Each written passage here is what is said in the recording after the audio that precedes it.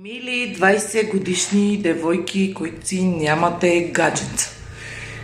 Искам да сте щастливи. Затова сега ще ви кажа няколко основни неща. Първо, нямайте очаквания. Или ако имате, малко ги намалете. Не си принцеса, тате те е излагал. После, служените за богат. Надали. Богатите мъже отдавна вече са женени.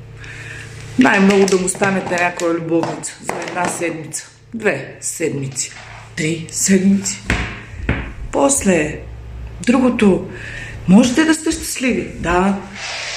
Намерете си един човечец, който да си се прибира от работа, да си бачка, да става сутрин, да отива на работа и да си се прибира при вас, да си гледате филмчета. Пак ще сте си много хепи. И по този начин. И сега всеки си казва: да, искам го този мъж. Но може ли да има плочки? Ами не може. Той, дет става сутрин и отива на работа, има една единствена плочка. Само една плочка.